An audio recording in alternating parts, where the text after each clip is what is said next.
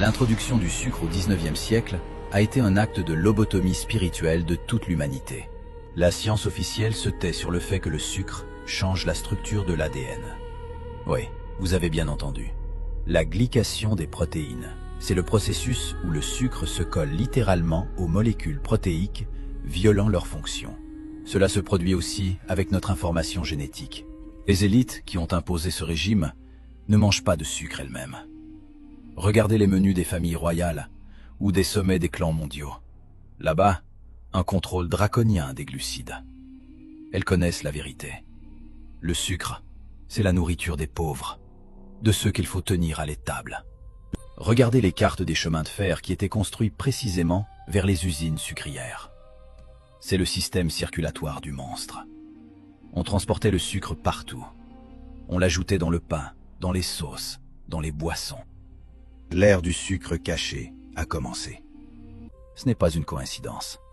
L'agressivité, l'instabilité, les états maniacaux, ce sont les effets secondaires des fluctuations glycémiques. La foule était pompée au sucre, provoquant une psychose de masse, puis jetée dans le hachoir des guerres. C'est une technologie de contrôle de la colère par le régime alimentaire. Et un autre fait qui fait réfléchir sur la nature de la réalité. Le cristal de sucre possède un effet piézoélectrique. Quand vous croquez du sucre ou qui se dissout en vous, se produit une explosion énergétique microscopique. Nous nous explosons littéralement de l'intérieur des milliards de fois par jour. Comment cela affecte-t-il nos champs subtils? Comment cela change-t-il la fréquence vibratoire humaine? Le sucre abaisse les vibrations du corps au niveau de la peur et de la survie. Regardez les statistiques des maladies mentales. Avant le XIXe siècle, la schizophrénie, la dépression, les troubles bipolaires étaient une rareté. Aujourd'hui, c'est une épidémie. Le cerveau, enflammé par un excès constant de glucose, ne peut pas percevoir la réalité de manière adéquate. Nous vivons dans une hallucination collective. Et cette hallucination est maintenue artificiellement. Si l'on retire le sucre de l'alimentation humaine, ne serait-ce qu'un mois, le système s'effondrera. Les gens se réveilleront. Le voile tombera de leurs yeux. Ils verront que les villes n'ont pas été construites par nous, que l'histoire est inventée, et que les gouvernements ne sont que des surveillants dans une colonie sucrière. C'est précisément pourquoi le sucre coûte des clopinettes. Il doit être accessible à chacun, même aux plus misérables. Ce n'est pas un produit alimentaire, c'est une dose obligatoire de sédatifs pour les prisonniers. Réfléchissez, pourquoi le sucre est blanc? Dans la nature, il n'y a rien d'idéiquement blanc.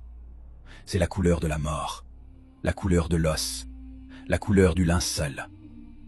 Le processus de blanchiment est un processus d'assassinat de l'essence vivante du produit. On nous vend de la matière morte, qui exige de notre organisme des ressources colossales pour son élimination. Nous dépensons notre force vitale pour digérer ce poison. Nous échangeons des années de notre vie contre des minutes d'oubli sucré. Et cela se produit à l'échelle globale. Des milliards de tonnes de sucre par an. C'est une arme de destruction massive qui opère sans bruit ni poussière, tuant lentement, mais de manière garantie. Si nous regardons attentivement la chronologie des événements, nous verrons que l'introduction massive du sucre coïncide parfaitement avec la période où l'histoire de l'humanité a comme trébuché, perdu la mémoire et recommencé à zéro.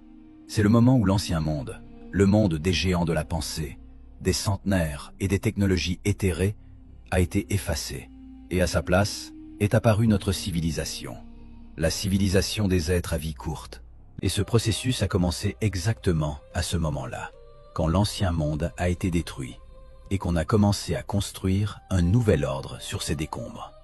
Le sucre est devenu le ciment de cette nouvelle matrice.